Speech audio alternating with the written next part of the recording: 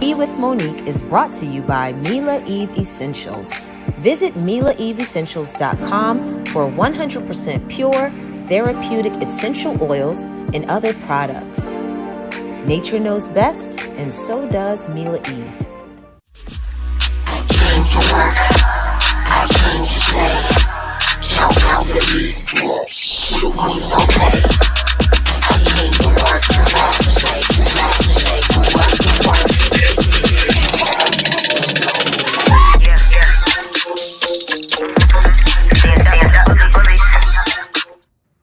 What's going on? Listen, was it like a weird echo when the intro was just now playing? Something sounded a little weird. Okay, it must be my speakers. I had to borrow my mom's laptop because my laptop is still inoperable. But I'm so excited. What's going on, everybody? What's up, Mary? Mary, thanks for being here as always. Bus Squad, what is going on? How's everybody doing? Did y'all catch Bindertime Stories Part 3? Yeah. Oh, it was a little wacky. See, I thought it was just me. That's so weird. It was last week too. The little intro was sounding all crazy. What's up, Sasha T, Dawn, Tina? What is going on? Star Anonymous. What is happening? I'm so excited for our episode tonight because we are being joined by an amazing guest who is literally the epitome of reinventing herself based off of what people may see in reality and based off of what is actual reality, because she is amazing. Jay, I know you are ready because she is like one of your favorite reality TV stars. Oh my gosh. Oh my goodness. Okay. Go ahead and fangirl now before I pop her on. Okay, I got it all out. I'm good.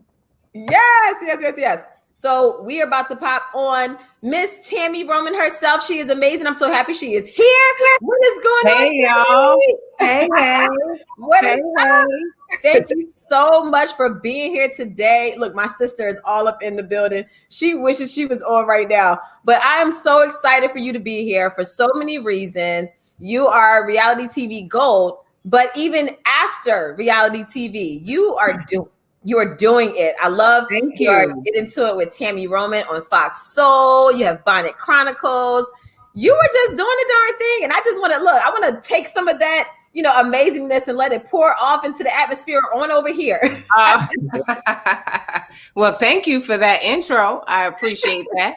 Girl, you're doing it yourself. You already got the touch of magic. You don't need no help. Thank you so much. Jay got it perfectly. Thank you. No, I appreciate that. And today we actually just dropped Bindertime Stories Part 3, which is a series that I did, which was kind of like closure for me and a little bit of being a little bit of a troll as well. And it gave me the opportunity to just spill a little tea. Because we had a crazy reunion. I brought a binder. Everyone wanted to know what was in the binder. Yes. And I think that we summed it up pretty amazing. And Jay, you can tell what we did at the end because everyone wanted to know. What did I do with the binder? Was I going to give it to Andy and put it in the Housewives Hall of Fame? But I had a better idea. So you can spill that tea, Jay. Wait, are you for real? What? Wait, what you did with the binder? About? Did you just watch the Part 3? Yeah, we threw it into the fire. Yes. I'm like, you burned it all up. Yes. Straight into the fire. Straight in the fire. Yeah. It should have went into the Hall of Fame. You think so? Yeah. I might have a copy. I might have. Okay. Because I think it was one of those. Certain with reality TV, there are certain moments that like stand the test of time, and like no matter what's going on, 4 or 5 years from now, people will be like, "Remember when Monique pulled out the binder?" And so I just feel like that was one of those moments that you should have memorialized. Yes. And I'm definitely a person that thinks about all sides. So just so everyone knows, that was a copy. Okay. Good. I threw a fraudulent binder into the fire, and I still have the same one, very much intact. Okay. Got a little rain on it, but I do have it. That's why I was like, wait, are you serious? Because I was like, I know you have another copy. Okay. Right. Okay. Yes. So I was telling people when I first purchased it, I got it off of Amazon, and it was a 2-pack. So when I went to do all of my B-roll shooting for it, I said, you know what? Maybe I should just load up this binder with a bunch of random papers and then keep the tabs. And then I'll toss that. This way I can hold on to my actual binder just in case I change my mind. Case. Yes. That's very smart. Very smart.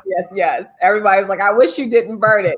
So now y'all know the truth. I do have the original binder. That was not the original that went into the fire. Yeah, I was like, I knew I probably would change my mind down the road. So I said, okay, yeah, I'm gonna have to be smart about this and keep those receipts, child. Man. Yes. I started the third part off talking about a character called Weep Weep, and the music started with a lullaby. And I feel like this third part, I really just gave a bunch of raw facts, a lot of shade. I kind of like went for the jugular. Jay, did you have any parts that, because I know I sent it to you like a while ago. Yeah. So did you have any parts that you were like wanting to know more about? And everybody in the chat, if there was certain lines that y'all want me to break down, I know I gave a lot in that very end. And I'm over here trying to pull up the words. Yeah, it was. Do it so I can have it verbatim, but go ahead. It was a lot to take in. Like, you went in and like it, I don't even wear pearls, but I was clutching something up there. I know there was, gosh, there were so many lines. There was a line that caught my eye about, what was it? About offering some sort of service to earn your spot or something like that. Ooh, yeah. So at the end, I basically went into this whole rift and I said a bunch of what ifs, since there's so much fraudulence when it comes to reality TV. What if? So what if there was a woman who required oral sex to be performed simply for admission? So I'm talking about the possibility. What if there was a group of women and there was this one girl who was like forcing girls to do certain things to her in order to be a part of her crew? And there's certain things that, in this whole Bindertime Part 3, that some parts didn't apply to our show, but some parts applied to the women on the show and what they did in their little circles. So yeah, so people are already. Who was wanting that kitty lick, girl? Well, for real. Like, what was that? Somebody, y'all better do the elimination. And yeah, that was something that I've known since I came to the show. And I was like, oh, so y'all gonna put out a bunch of fraudulent stuff, but here's some real tea. So then there was another where I said, what if 2 women were trapped in the closet? And that's why they can't keep a man. What if? I'm just saying, because it just seems like people just can't keep a man these days. What if? What if there was a woman who had, a boyfriend and she gave him all the money, and maybe she done ended up in a bad situation because she was giving the boyfriend all the money. So I go into all of these what ifs, and then I say, what's real, what's fake? You'll have to decide. But the binder is permanently sealed. There were a lot of truth bombs dropped. I'm over here trying to remember my own darn words from the beginning. We were talking about the whole fact dealing with the fight and the fact that my attorney and I actually requested mediation. That was denied. Then it was taken to court. So I said, sadly, she lost twice. Right. So I'm just like, it was a lot. And this whole Bindertime definitely just brought a lot of closure. And I know that you, Tami, followed the show. And I just wanted to know, what were your thoughts, being that you've been on reality TV? We've had run-ins with women and just trying to figure out that whole line where it's like, okay, I know that we're on a TV show, but don't cross that. How did you handle that? And what advice would you give to people who may be in that position where it's like, you got to remember what's most important, but sometimes we're human, you know? Right. Well, I was just going to say, I don't think I got to that point until my last 2 years on the show. So I think I was kicking ass and taking names the entire time, because I just come from a place where if you want respect, then you have to give it. And a lot of people, approach reality TV from a standpoint of trying to get their 15 and then make that extend to 20 and then hold on at the very last end for another 5. And I've always approached it, even from 1993, when I started on The Real World, of just coming and being myself. And whatever that is, hopefully somebody can get something from it in one way or another. But I never fabricated what my lifestyle was, my financial situation, my relationship status. I've always just been me. And so it took me all that time to, because here again, it's like, I'm just going to be me. And if you disrespect me, you're going to get what you get. Right. And so, but by the last 2 seasons, I started to realize that I was not benefiting from that. They were the ones who were getting, another season on their, executive producer contracts, you know what I mean? And so now we all got to come back and we got to be slaves to this brand and this particular show because we did this. And so now you've been awarded, but we haven't really gotten anything. It's just kind of like with you ladies on Potomac, every season is more powerful in one way or another than the last. Well, Bravo makes the most money from that. You know what I mean? So that it was the same situation, for us. And I was like, well, it's about time for me to make bread for Tami.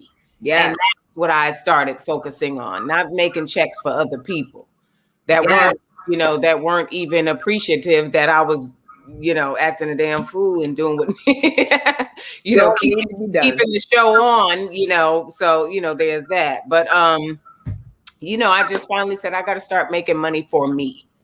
Yes. Yes. I love that. And that was definitely a part of my process as well. It was my first altercation, but it was my second, my third blow up moment. First was the umbrella, then was while I was pregnant. I told the darn girl I was going to drag her while I was pregnant. And then the last one was the final straw. And that's exactly what I felt. And this is what was very interesting to me. And this is when I knew, I was like, yeah, I got to get out of this. There was so much of an uproar about the altercation. But then for 19 weeks, it was promoted. It was the main focus of the entire season. Then when it was time for contract renewals, my contract was renewed. Right. So I was basically told, trying to ban me from press. All of these different things, they were so disappointed. You cannot fight on TV. You can't lay hands. This is terrible for sponsors. This is terrible for the show. Yeah. But you used it so much, Right. So then when I got the offer to come back, I was like, wow, okay, If you were so upset and you were so protective of your brand and I ruined that for you, why are you bringing me back? Right. So yeah, you get to a point where you start realizing you're not going to lose. You're not going to use me. And then try to further tarnish my image and then spit me out. Yeah. And that could have been the initiative behind the contract renewal and all of that, is because sometimes the network feels like if the talent has the upper hand, they want to be the ones to put closure to the talent.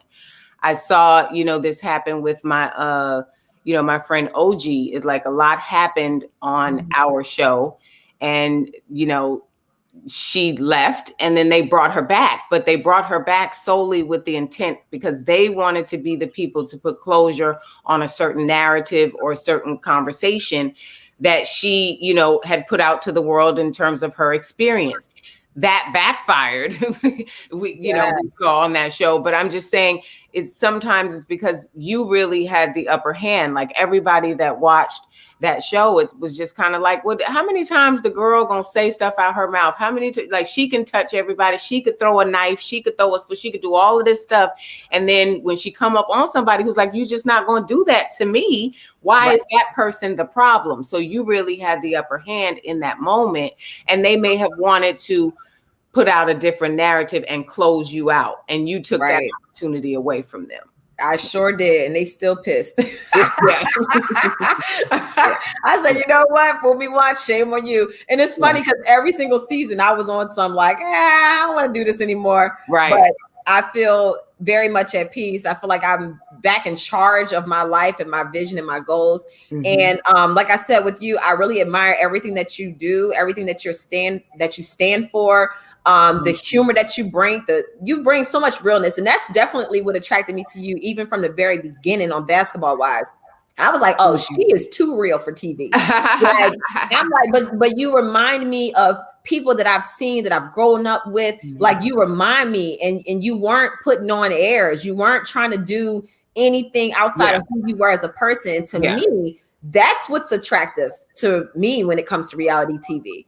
So I love it. And I was I remember watching it. I was like, oh, she came from real world back in the day. You was a part of reality TV before it was a big thing. Like, I mean, you came up in the whole era, and what you brought, I could tell, like you changed that show, like you changed the whole nature, and you brought that realness. So I love it. And you're doing the same thing even now with your hosting, doing your comedy, and you're an author. Tell us more about how you were able to really just like what was your process to really just like get a handle on things and say, you know what, this is what I'm doing. Here's how I'm going to rebrand myself. And I mean, look at how it's paying off. Well, for me, it was, you know, a lot of people don't know that I had been acting for 18 years before coming back to reality TV on Basketball Wives in 2010. And so it was just a matter of saying, okay, I want to go back to acting. You know, like I don't want to do this anymore. And the hard part was I had spent so much time on reality TV, and I had done so many things, you know, from an imagery standpoint that people may not have been happy about. So even when I said I wanted to make a return back to scripted programming, a lot of people were hesitant.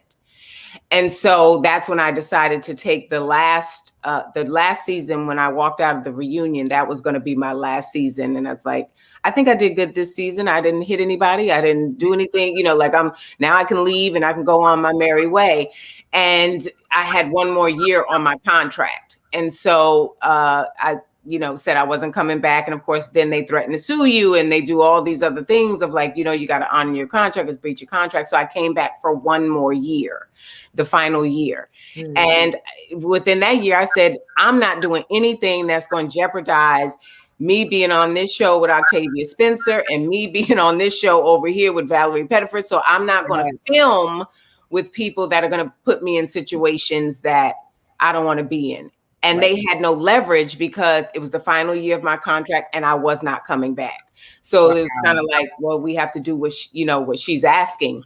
And that was the best thing that I could have done. And once that year was up, you know, I transitioned and kept it moving and haven't looked back since, by the grace of God. Yes. And now you have get into it with, I'm sorry, go ahead, Jay. Oh, no, I was going to ask Tami, so if I'm taking this the right way, you went into the last season knowing that it was your last season, correct? Yes. So did you at any point have any second thoughts or any, you know, should this really be my last season or anything like that? Or you were straightforward, I'm done? I was done. Okay. I was done. There was no, well, maybe child. It's like, no.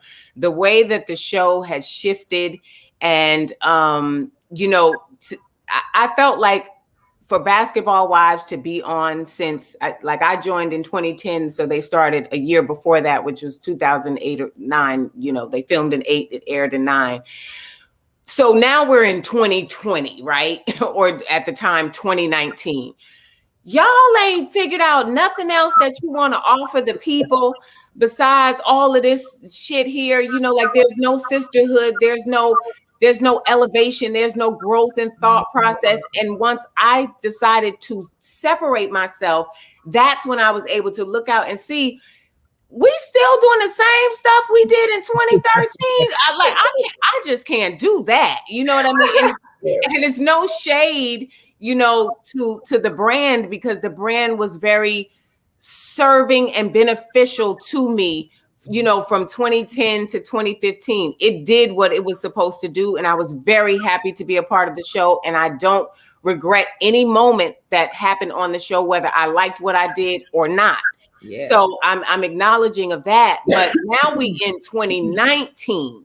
So we can't still be doing the same stuff. And I finally just was able to sit back and go, I can't continue this. And so that's when I said, to answer your question shortly, Jay, that's when I was like, I got to hit the ground running, and I don't ask me shit. I don't want no more money. Because even with the, with the last year, they were like, well, we'll give you this amount of money. And people always think money is what's going to drive you to do something.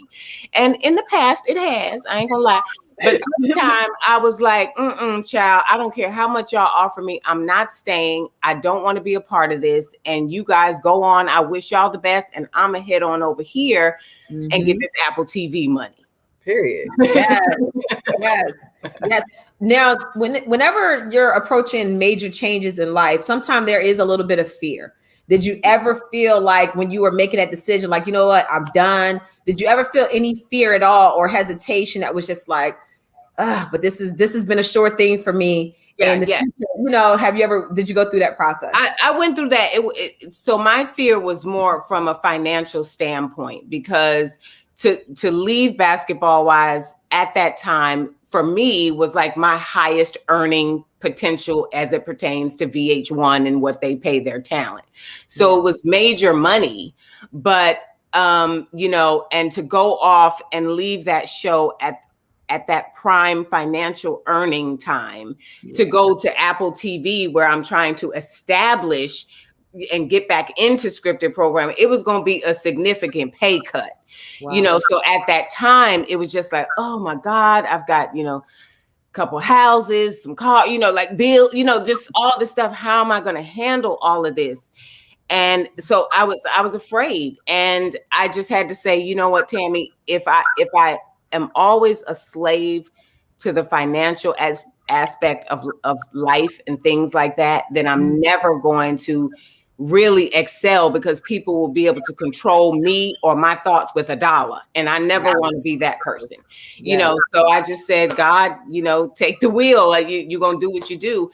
And luckily, the blessings was the blessing in that moment, or the teachable moment, was when you stop trying to drive, he can take the wheel.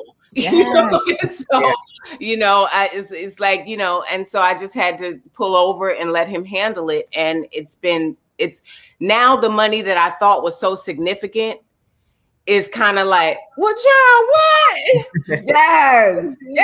We're gonna have a conversation, because that's not gonna be enough, and so it's like just being, I was very humble in the moment and thankful that I was talented enough to transition, and I just needed to step back and stop trying to do things myself and let God take over. Yes, I love that. Sometimes it's hard. I remember just being in prayer, and I just feel God speaks to me like, look, you need to. I can't hear y'all, just so that you know. I can't hear anything. Better? Now I can. Yes. Okay, perfect. My microphone was acting weird. It was one of those moments where you can just feel God's presence, and you feel him saying to you, you have to trust me. Yes. Be quiet. Yes. Let me handle this. And once you go through the process and see that everything that you felt in your heart actually showed its face. Yes. And it's like, whoa, okay, I'm glad I moved in this direction. It's going to be brighter, and there's no limits for me. And I love that you've taken all the limits off. You have the potential to make as much money or as little money. Yeah. So that's great. And then you're doing it on your own. I know you probably feel so fulfilled just being able to do what it is you want to do. It's just a much better place to be when you're making, moves and steps in the direction that benefit you and what you're trying to achieve. So from that standpoint, I'm definitely happier. Yeah. You know, and the money is better. And I'm just, you know, I don't worry, you know, and I think that's what people say. Well, gosh, Tami, you just seem so at peace, because I really am. I don't worry about anything. I know I'm where I'm supposed to be right now at this time in my life. I love it. You preaching to me right now. It really is good to hear that. Like, seriously. Love and Hip Hop wanted to know, Tami, what was your favorite scene that you did in your Basketball Wives career, just to be positive? Oh, what was my favorite scene? I had quite a few favorite scenes. I mean, because there were some really good moments on Basketball Wives. I loved when my mom came on the show, and I loved. There was a moment where Evelyn and I went to get mammograms, and I thought that was a great, funny scene. Let me see what else. I got a favorite scene. You have a favorite scene? Okay. When you got up during your confessional and walked off set. Well, your very last scene when you were in the recording studio recording your song. The goodbye. That was my favorite scene. Like, it was what you had to say, and that was it. Like, I feel like that was a good way to end your chapter on Friend. Like, we saw you fulfilling your dreams. Yeah. You know, you were very open and honest. You said you felt like, you know, your time here is up. Yes. You went on to do other things. That was my favorite scene. Thank you. I love Thank you. I think that was the most poignant because it was like the end of a chapter, you know, for me. But yeah, any scene that it felt like we were actually offering the people something in one form or another is like a favorite scene for me, because I lived for those moments. Yeah. Yes. Someone wanted to know if, ask Tami and Monique if they have any regrets as far as the legacy they leave behind because of their appearance on reality TV. I know my answer to that. What do you have? Go ahead and answer, because I don't. For me, I'm proud of everything that I did, whether it was a crazy situation or whether it was a positive one, because I feel as though I brought my real true self. I showed you my process. I didn't just wake up one day and say, oh, life is perfect. I showed you exactly what I went through, how it affected me. I showed you Black love, Black family, young kids growing up in a well-to-do neighborhood, and how we are still real and real to ourselves. So I don't have any regrets. I feel as though the legacy that is left behind is fine. And moving forward, you'll just see bigger and better things. So Yeah. Ditto. Yes. I do want to ask the two of you real quick. What is the key that you both learned from being on reality TV? Because you both were on reality TV for more than one season.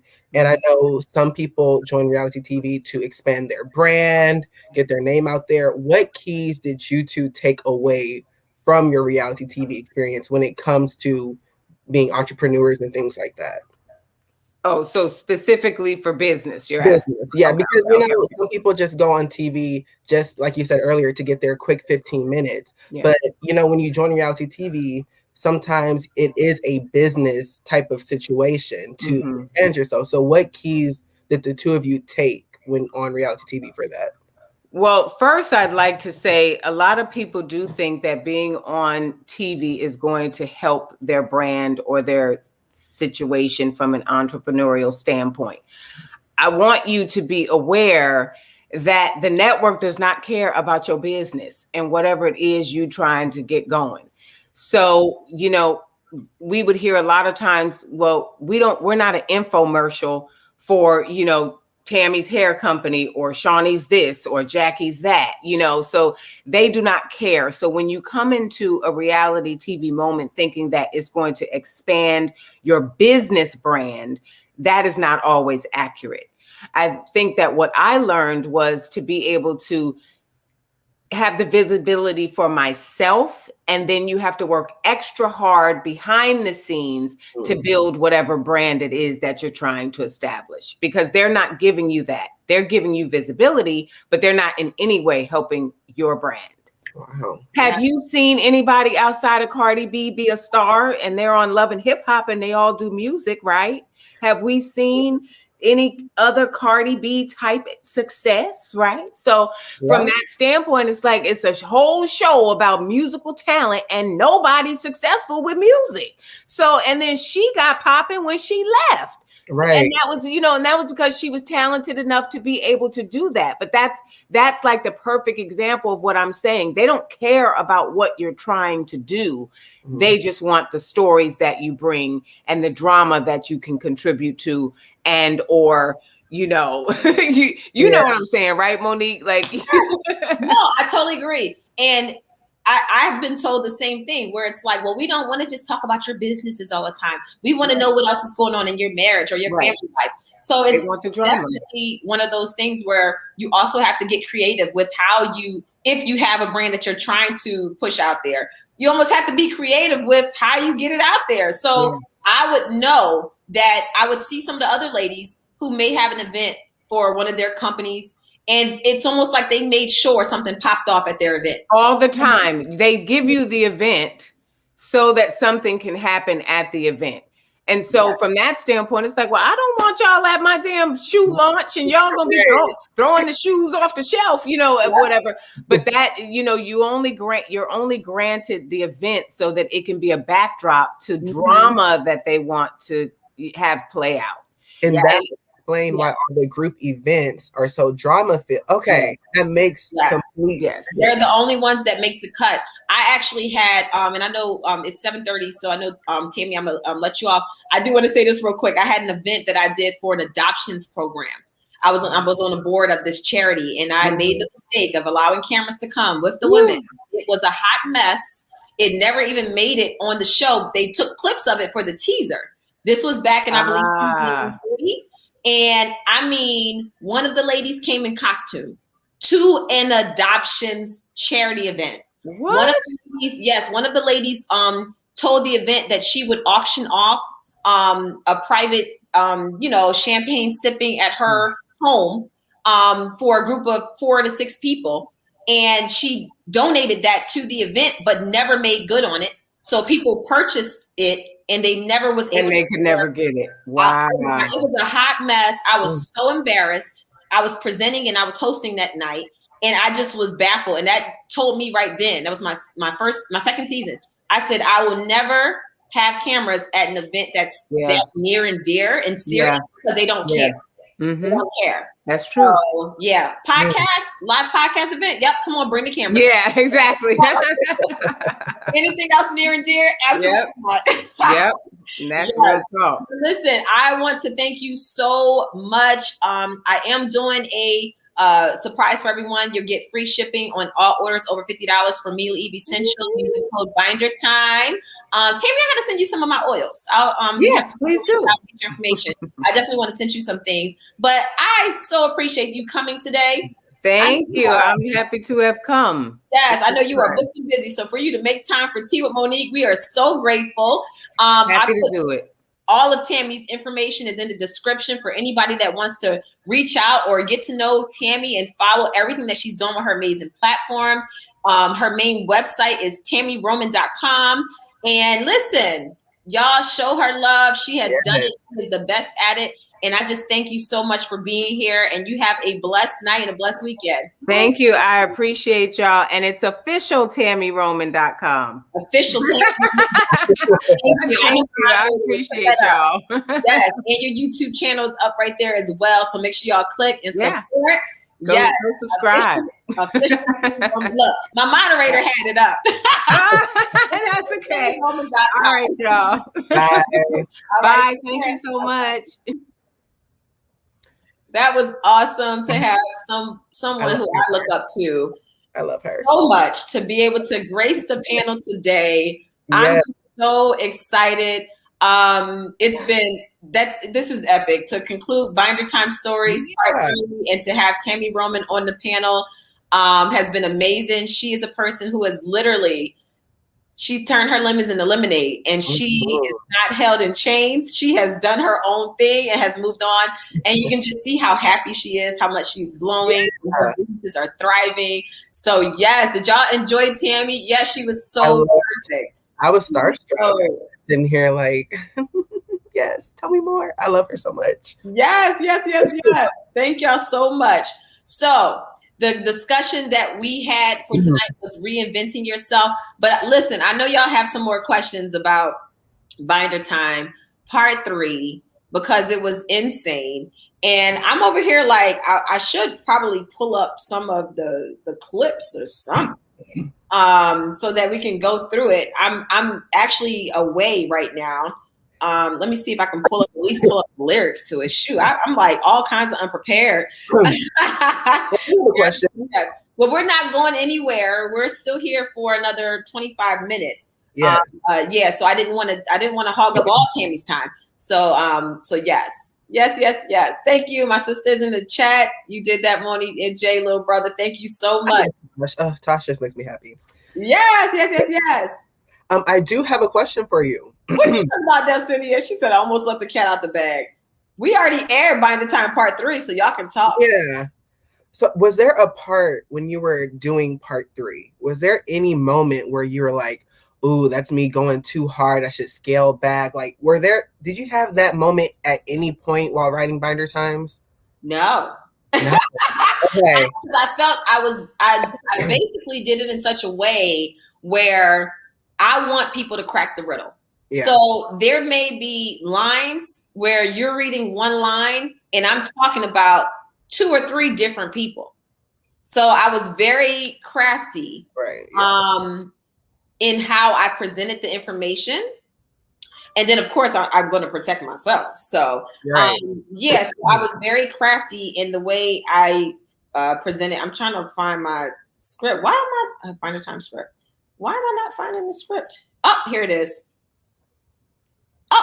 Got it. Okay. So I'm gonna go to Part 3. I wrote this so long ago and I filmed this back when it was snowing. So y'all know how long ago that was. So, and Miriam said, I think you held back a lot. Yeah, I feel so too. I could have went deeper, but here's the thing. I wanted to make sure that I dealt with things that I knew were factual, not rumors. You know, so if I would have dealt with like rumors and everything else, I could have went all the way in. Like even in Binder Time Part 3, I didn't even talk about Wendy at all. So, because people were asking, I was on Instagram Live like a week or 2 ago, and they wanted to know, was I talking about Wendy? And I was like, no, I didn't even talk about her in Part 3 because we didn't have that type of friction where I would have to do that. Plus, I don't really know a lot of her situations. I only know a few things. Some of it hearsay, some of it I know for myself. So I'm only going to speak about what I know for myself to be true, you know? So, yeah. And a lot of people take a note out of that book because a lot of people speak on rumors and not facts. Yes. So I'll go right here around the second part. Edith said, will you consider writing a book based on Binder Time series or a show featuring your family? I don't know. You never know what the possibilities are. I mean, I'm always open for exploring new things. And if the opportunity presents itself and it's a good situation, then I'll explore it. I wish Binder Times was an actual TV series. It's given Once Upon a Time Lives. Yes, thank you. That would be really cool. It's so when Funky Duneva was on, he had mentioned very early on when I released the first part that it reminded him of Bridgerton. So, or I think I released a teaser back then. And I was like, oh, what's that? So I had to look it up and I ended up watching the whole series. I binged it and I was like, wow, this is very Bridgerton, just with the whole dynamic of the music, the classical music and things that I love. So, so unfortunately that already exists, but you never know. There could be a different type of series that entails all of that. But yeah, I want to start picking apart some of the, Lady Whistledown is the truth. So yeah, I want to break down some of the lines. I respect how you did it. I don't feel you wanted to destroy these women, just pull their hair. Yeah, and honestly, I just wanted to show people that this is what I could have did while I was on the show. Mm-hmm. This is what I could have brought. I could have brought all of this stuff. A lot of stuff that I knew, a lot of stuff that I basically instilled, even some that I didn't write about in Binder Time that I could have threw out there that I never did in the 4 years that I was on the show. So I just wanted it to be a little aha, like, whoa, she had all of this fuel and did not put it on fire. Yes. So sometimes it's a gift and a curse when you show so much confidence. It's hard to train a stringless puppet who has street smarts and common sense. Who knew not playing by the rules would put a target on my back? Cutting and dicing and splicing scenes. For that, y'all are hella whack. Just let the villains be villains. That will make for great TV. Expose the fakes, the frauds who plot, whose eyes are green with envy. But it all makes sense. You can only use the ones who act totally desperate, the ones who need, the ones with greed, because the ones you have, you can't mess with. Excuse me. That was probably my favorite line. You have to really let that marinate. Huh? I said you really have to let that marinate, sink in. Yes. Oh my God, I got something tickling my throat so bad. Go ahead, talk, Jay. Well, oh my gosh.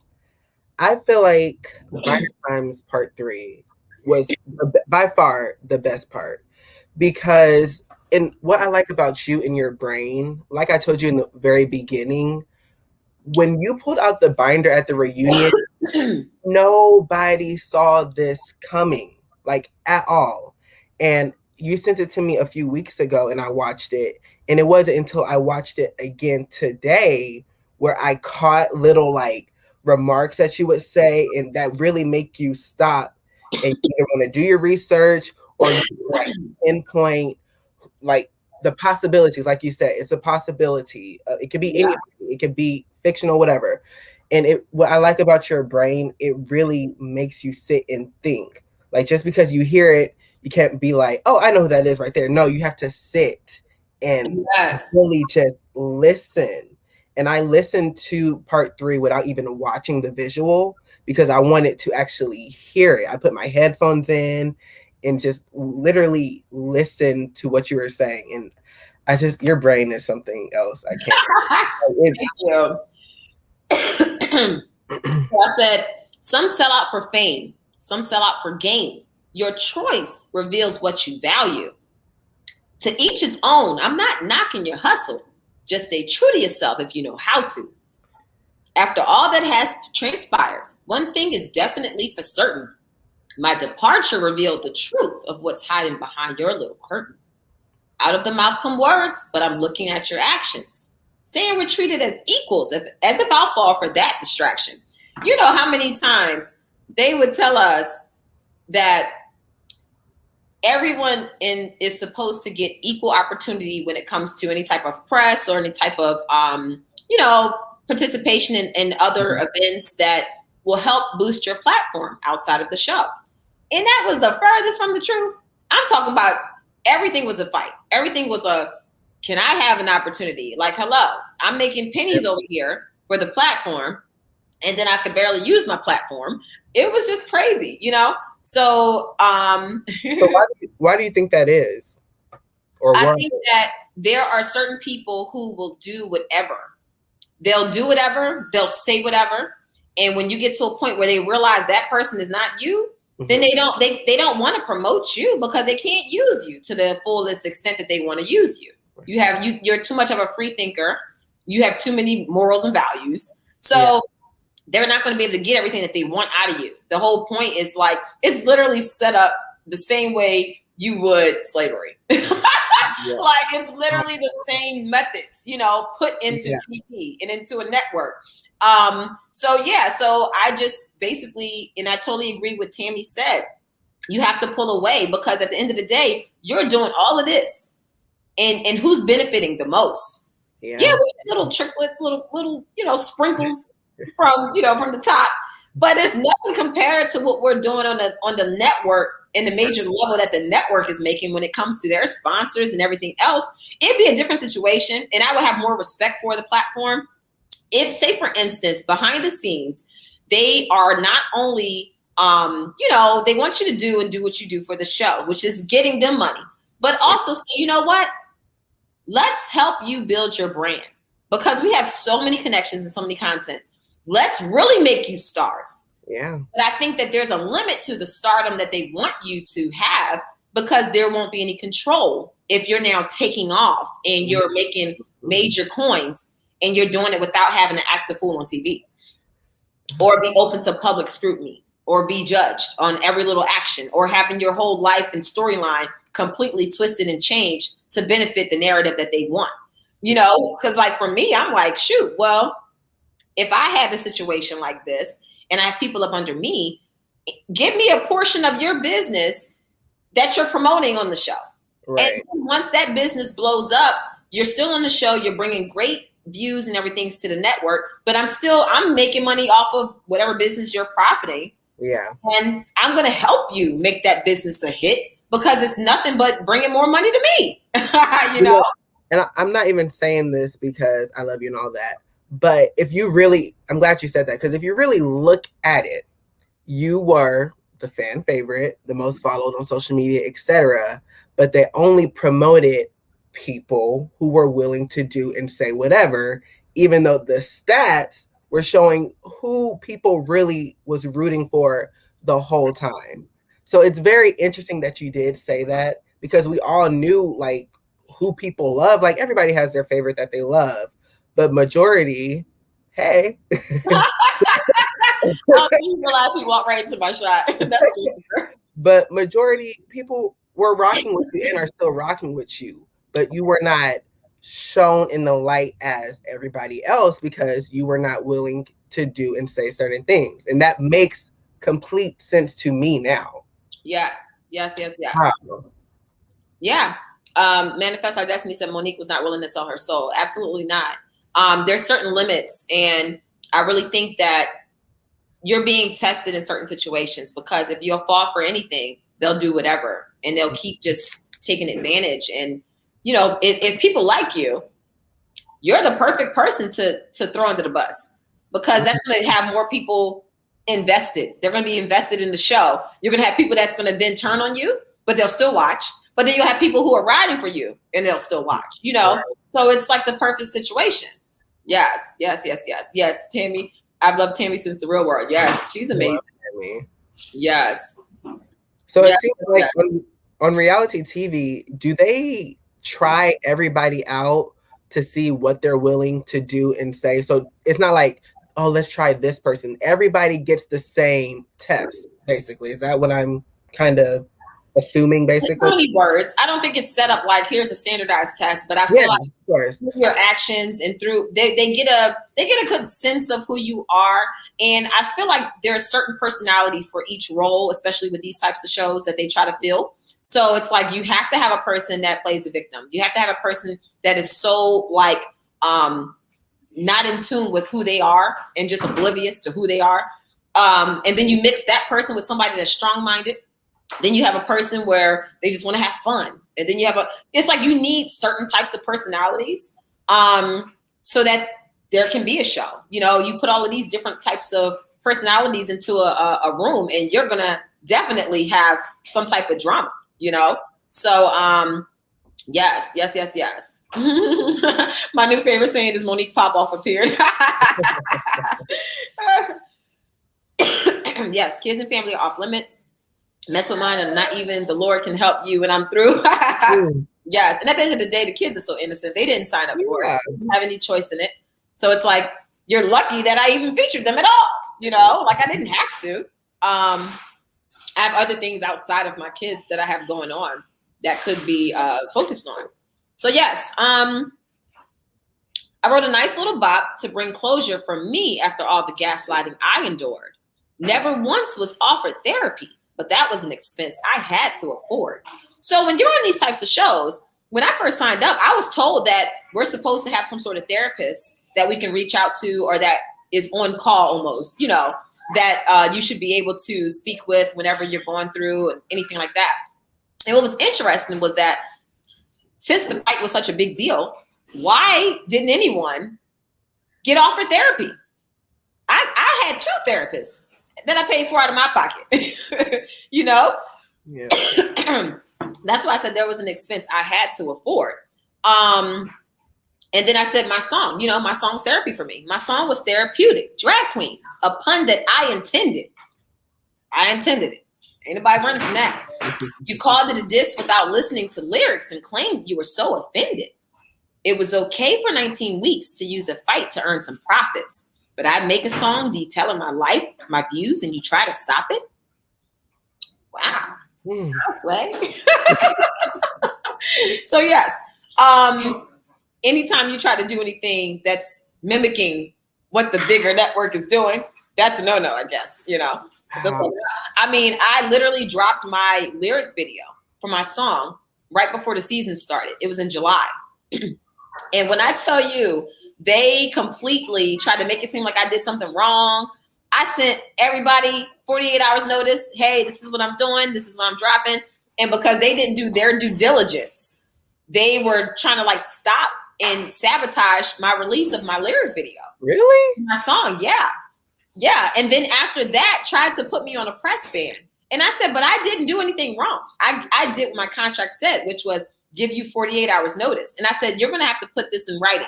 Whatever press ban that this is, put it in writing and put in writing what I did that violated anything. And they could never give me anything. So yeah, it was crazy. Like literally tried to silence me. Yes. So yes. Cedric said, Monique, what role do you think you played in your first season in contrast to your last season? So in my first season, I think that my family and I brought a lifestyle to the show that they were looking for. We had a young family, growing family, successful, living in, you know, we moved into Potomac my first season. So it was like the perfect story for a person being introduced to a show called Potomac. You know what I'm saying? So it was all about what does she have? You know, how many houses does she have? How many cars? What does she drive? All of those different things. What is she wearing? It was all about the material stuff, you know, that they focused on my first season. But then my last season, obviously, it was like too many people like her. Let's, you know, villainize her and get her out of here. So it was a huge contrast. Yes. Thank you, Mary. Boss Squad, we are here every Wednesday at 7. Be sure to share with your friends and family so we can grow the channel. Yes, this channel has experienced major growth, and I appreciate all of y'all for being a part of that, for spreading the word. I love that we are introducing some fun topics outside of RHOP. If you look at our playlist for our live Q&As, it started out more so question and answering about my time on the show. And it kind of transitioned into something more beautiful where we talk about just any and everything. And we have a nice amount of panelists that join us from time to time. And they come on and we talk about some very interesting topics. We've had some amazing episodes dealing with just life topics in general. So it's been really good. So thank y'all so much for being here. Please like and subscribe. Yes. Oh my God, I saw in the credits we had the same hairdresser. Tasha, yes. She was also my realtor. Yes. Yep. She does real estate. She is doing it too. Yes. It seems like Giselle was the only one interested in material goods. Yeah, I guess so. Your role on the show to me was relatable and others, and I think they hated that. Possibly. And you know, I just wanted to be me. I wasn't putting on airs. I wasn't pretending, acting like I have something I don't. Just living my life, you know, which is how it should be. Man. Yes, banned from press and crossovers. You said these are extra benefits. Complete and utter disrespect. The next surprise when she finally quits. So that came from Married to Medicine came to DC, and I was supposed to do a crossover with them. So they filmed. I actually filmed with one of the ladies through FaceTime. Signed the contract so that they can use my home, so that I can make the appearance. And then they were supposed to actually film at my house. We were supposed to have a pool party. I like literally had my landscapers out there, you know, pruning things, make sure everything looks good. I had my chef on call, had a bartender. I had everything already set up. And then the weekend they arrived, Bravo called me and said they were putting a stop to my crossover appearance and that I was not able to do it. So they like shut it down, which is crazy because when I was on, I went to Portia's baby shower, and honestly, when she sent the invite, I didn't even know that she was filming a spinoff. So I didn't know cameras were going to be there until like literally probably like a day or two before when we were about to fly out. And there was no hoopla that I had to go through. I just showed up. I signed the waiver as everyone has to do. And then when they aired it, bam, there I was. But then with this situation, because they wanted to control who was getting a crossover, because I guess this would have been my second crossover opportunity. And I don't think any of the other ladies have done it at all. And this was purely off of just genuine relationships with people, you know? And yeah, so they banned me from doing the crossover with them. And then they tried to blame my husband as the reason I couldn't do it. They said, because y'all went live and your husband threatened women. I was like, wait, what? First of all, that isn't true. But if it were true, what the heck that got to do with me? My husband ain't got no contract with y'all. He wasn't even going to be in the crossover. Like, what does that have to do with anything? So it was just their reason to get me out of there and not have me on that whole crossover situation. And they tried to make it seem like, you know, well, we're supposed to get permission. No, that's bullcrap. Yeah, they definitely did that. And then you saw who was actually invited to the dinner. That wasn't a genuine invitation because they didn't know anybody. I know a few of the ladies, but yeah. And they jumped straight for the opportunity. They jumped right away. Yeah. They said they shut it down because my husband threatened violence against women. And he said if he were a woman, because of what they said about our child, that was what he was talking about. But they never cared about the live that caused us to go live. They never cared about any of that other stuff. So it's funny. Monique, hi Monique. Were you done when you and your family was at the wrong hotel for reunion? Oh, that was definitely a contributing factor. I had to sit back and I had to think about everything. There was so many things. That was huge. The band that I had on press was huge. The band that I had from the crossover was huge. It was like, y'all are picking with me, you know? But yeah, that whole hotel debacle was crazy. So yeah, that was completely, that was just low down. You know, you put me at the wrong hotel and didn't even tell me where the reunion was being filmed. So I would have woke up that next morning, not knowing I was at the wrong hotel. I would have went down to the 3rd floor and nobody would have been there. And then I would have been trying to call any and everybody, like, and at 5 a.m., who's answering their phone? You know? So yeah, that would have been a whole hot mess. I would have been late for set. My makeup and glam would have been just completely flustered. I would have been completely flustered. I was so pissed that night before. Thank God I found out the night before because we were able to kind of calm down and then get checked out. And then we checked into the right hotel. So yeah, I paid for brand new rooms for me and my glam. And yeah, it was a crazy situation. Did you ever get an explanation for that ever? No, it was just like, oh, I don't know how that happened. Oh, okay. Yes. So yeah. Period. Mary putting people in I don't know what's going on in the comments. What happened? Mary is on it. I'm over here reading it. Crazy. Oh, okay, I didn't see it, but okay. You'll tell me about it later. So did Portia invite you because you guys are cool, or was it Bravo induced? Oh no, me and Portia are cool. We've been cool on our own. And like I said, when she sent me the invitation, I didn't even know they were filming. So it wasn't like, but that's my girl. That's my boo. Talk to her all the time. When she's not busy. When I'm not busy. Homegirl, stay booked and busy, y'all. Portia is a hard working woman. Let me tell you. She really is. So yeah. Yes. But when it comes to, I know we only have like literally a few minutes left before we log out. But I did want to get into the whole reinventing yourself, and the reason why I even wanted to title that with Bindertime Part 3 being released.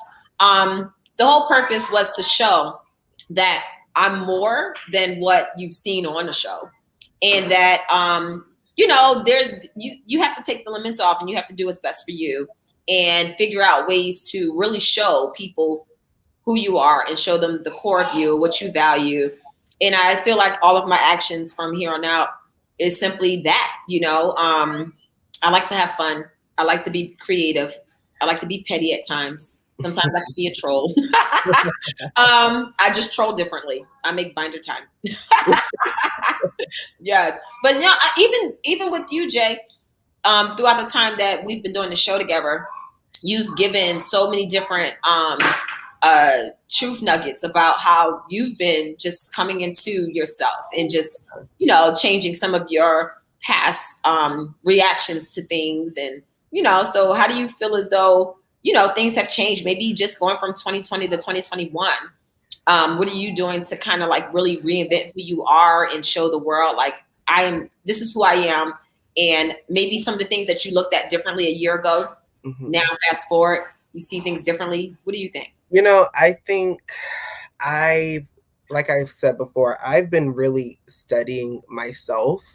I've been studying triggers. I've been studying, you know, what makes me happy. I've just been doing a lot of studying about myself. And, you know, I've learned that certain people that I used to keep around were only bringing me down.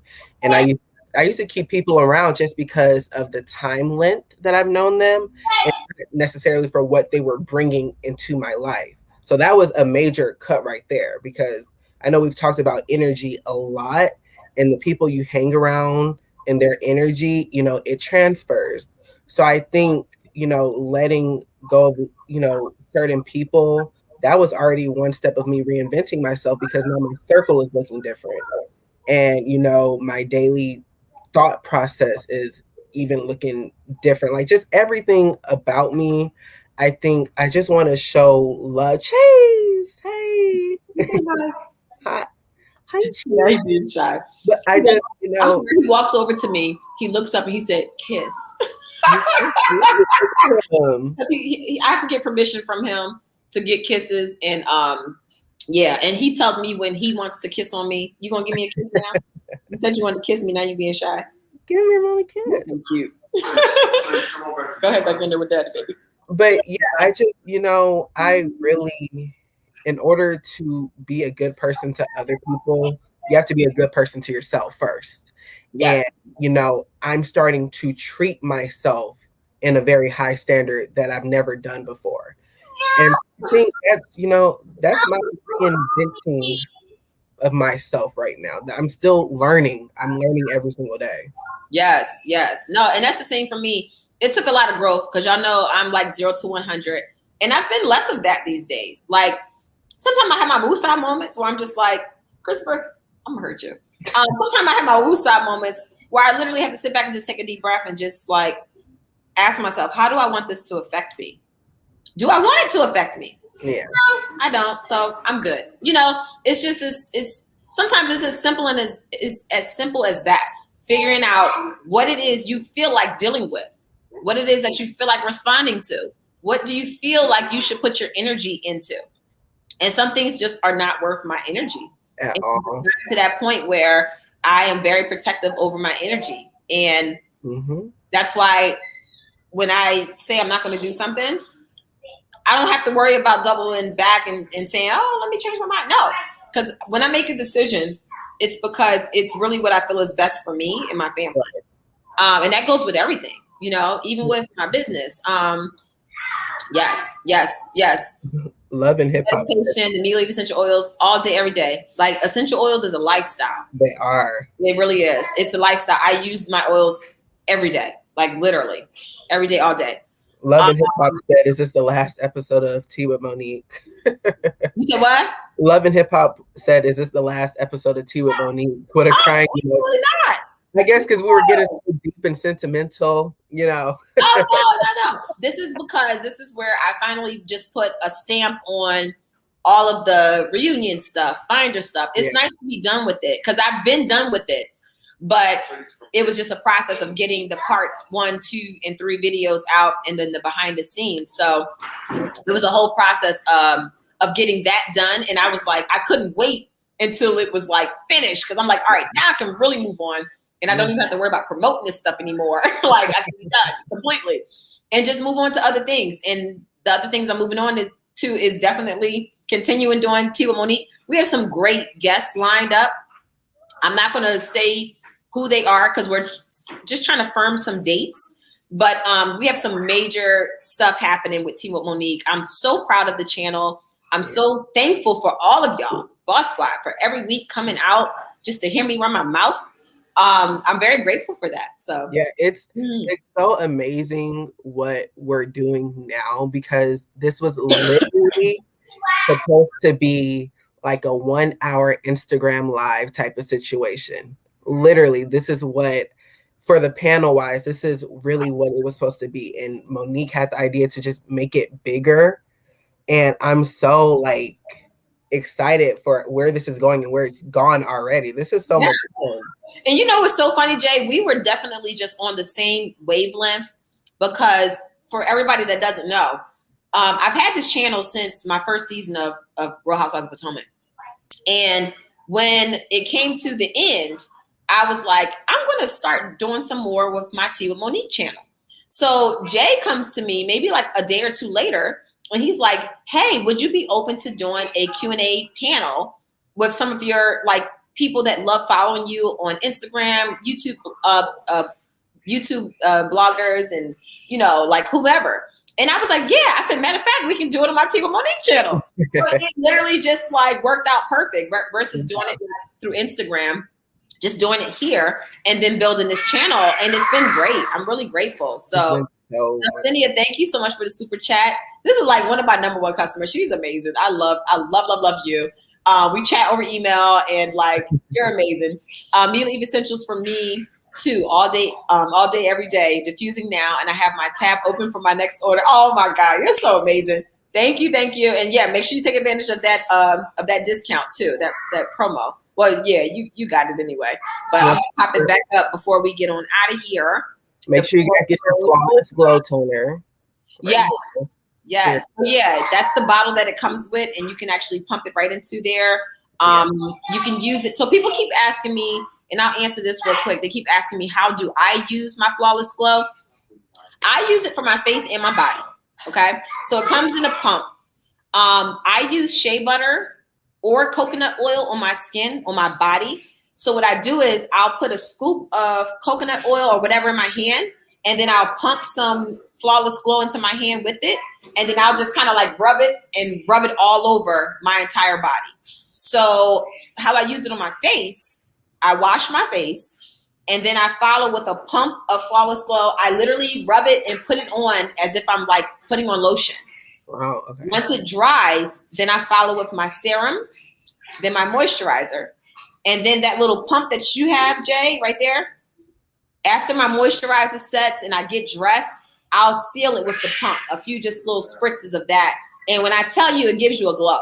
I was out the other day, and these ladies were like, your skin is so beautiful. And I was like, oh, thank you. They was like, but there's something about the way it glows. It was like, why is your skin glowing like that? Like, and I was like, oh, it's my toner that I use for, that I sell on my website, Meal Eve Essentials. So I actually got some customers because they came up to me and just were like, what do you use to make your skin glow? So when I tell you, that's why I named it that, Flawless Glow Toner, because it really does give you a nice little sheen. Yeah. I have a lot of people who have been giving great reviews, sending me emails and messages saying how much they love it. So yeah, definitely check out the Flawless Glow. Just know that Monday through Friday is when I take orders for Flawless Glow, and then the order will ship out that following Monday. So if you place an order tonight, it'll ship Monday. It won't ship until Monday because it needs to be refrigerated. So when I ship it to you, it will get to you during the week where it's not sitting over the weekend. When you receive it, make sure that you put it in the refrigerator, let it get cold, and then use it, because it smells better to me when it's cold, and it will last longer when you keep it refrigerated as much as possible. So I'll refrigerate my big pump bottle of it, and then my little small spray bottle that you get that comes with it, I carry that in my purse, and that rarely makes it to the fridge. I literally have it in my purse, and usually I can use it up in like 3 or 4 days anyway. So I was going to ask you, because I definitely have had this accidentally sitting out for like 2 days because I just use it while I'm gone. So it's still good to use even if it's not refrigerated. Yeah, it is. But I would say because the main ingredient is fermented rice water, The oils itself are natural preservatives, but if you want it to be fresh, keep the main bulk of it in the fridge. It'll last even longer than 30 days if you do that. Okay. Well, yeah. So I say that just to make sure that people don't like leave it sitting out, like, you know, in a month pass and then they're like, why is it smelling? Right, okay. It will spoil. It will spoil. It's literally. Okay. Monique, do you use sunscreen too? I do not use sunscreen. I use shea butter as a natural sun protectant. So that's what I use personally for me and my kids. We put shea butter on. Shea butter is actually a natural sunblock. So that's the amazing thing about shea butter. Raw, natural shea butter. Yes. Monique, do you think you'll write, produce, and record more music? Yeah, if I had the time, I would love to. I would love to. I actually have a song that's waiting. So we'll see. I mean, some people are still like not comfortable with the whole like coronavirus stuff. And then in the studio, you know, you're like literally rapping or singing into a microphone that's padded that, you know, so sterilization issues here. So we'll see what happens.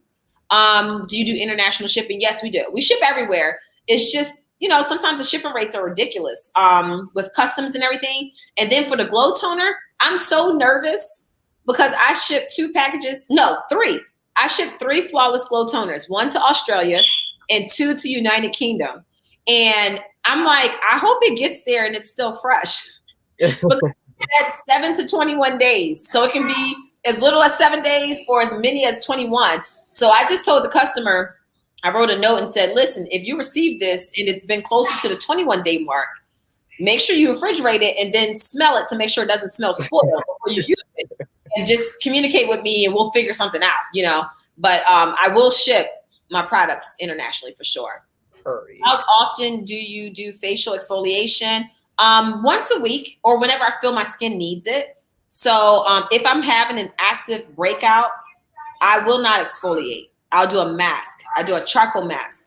And I'm really excited. I finally finalized the packaging for my skincare line that's going to be coming out through Mila Eve Essentials. So we're getting closer and closer. I have a charcoal face mask. I have a turmeric face scrub, exfoliating scrub that's with turmeric is the main ingredient. It's amazing. It's my favorite thing to use. And then I have a turmeric face mask, charcoal face wash, and I have a botanical serum that you can add your oils to. So at first I was going to do it where it had all of the oils in it already. But then I said, you know what, so that more people can use it and get the benefits of it based on their skin type, I'm going to leave the serum as is, and then you can add your essential oils. So in mine right now, I have turmeric essential oil added into it, flawless skin, vetiver, and lemon. And I put that into my serum, and I love it. It's amazing. The lemon gives you the glow along with the flawless skin. And yeah, it's really good. Wow, I make my own charcoal-based products for skin and teeth. Oh, nice. Yeah, charcoal's amazing. Wow. Amazing. Yes. Monique, I'm in love with Flawless Glow Toner. I just placed my 2nd order of it. Yes, my skin glows. It's youthful. This is anti-aging too. Yes, it is. Thank you. Yes, it's an anti-ager. And you get an extra benefit too because the oils that are in it will give you a mood boost. And I've been waiting to see if anybody said, I just feel really happy. I feel really like good in the morning when I use my toner. Or if they're feeling like their day is less gloomy, it's probably the toner.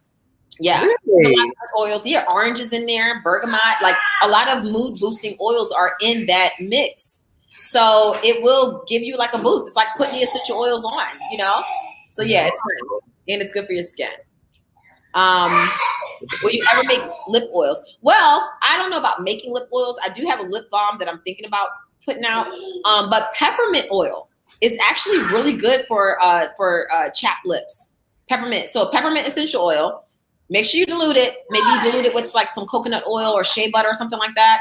But it really does soothe chapped lips. Yes, peppermint. Really good. I use that in the wintertime. Yes. And yes, turmeric is gold. I actually have turmeric essential oil. Yeah. It's in my inventory. I'm going to release it soon. I'm just waiting for the photographs from my photographer. Because you know they're going to start asking now that you told them you have it. Yeah, I'm closer to releasing it, so I'm okay to talk about it. Okay. Thank you so much, Dawn. Just placed my order for the toner. Thank you. You're gonna love it. You're gonna love it. House of the Princess, just saying hi. Boss Squad, I must order the toner ASAP. Oh, thank you. Hey, and thank you so much for watching. Be Princess. I've seen your channel. Thank you for watching. Yay. Yeah, we need to collab. Are you still thinking of making the bracelets? I've reached out to a vendor to find out about choosing some aromatherapy bracelets, similar to the one I had in the video when I was on the video with Richie. So yes, I'm still looking into that. I tried using turmeric before, but it broke out my face. Do you think yours will work?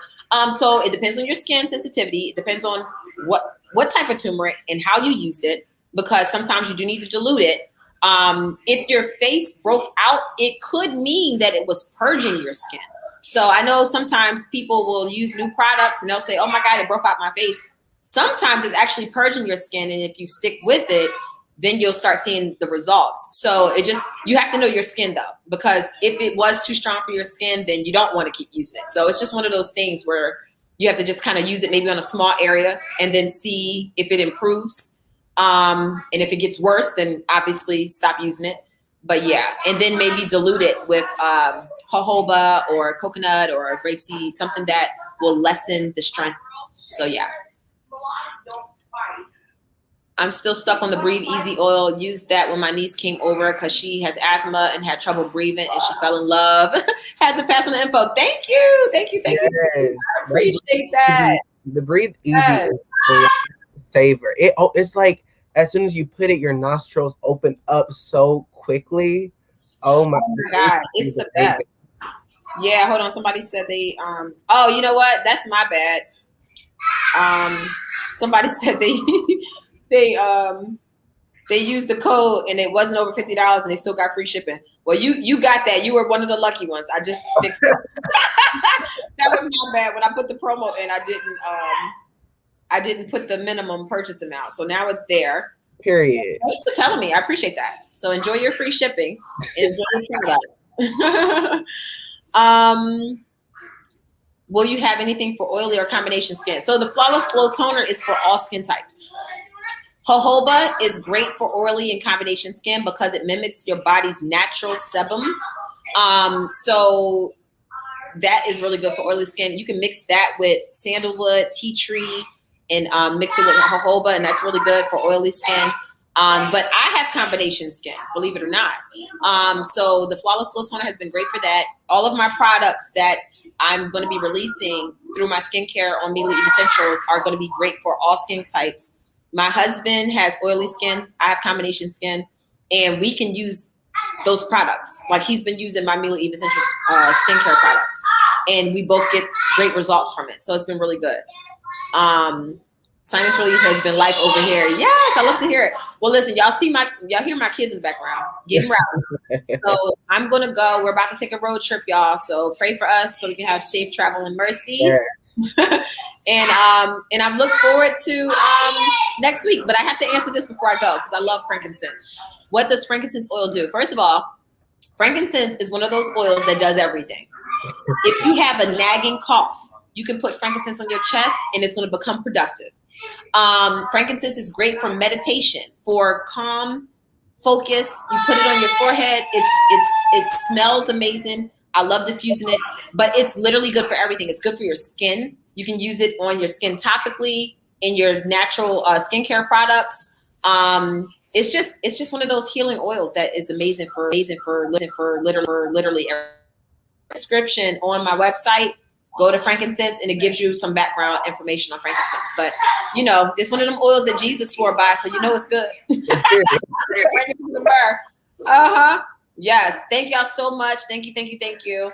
I appreciate it. Thank y'all so much. Thank you, Mary, as always, and for sticking past time a little bit. Go back, watch Bindertime Part 1, 2, and 3. Watch Drag Queens.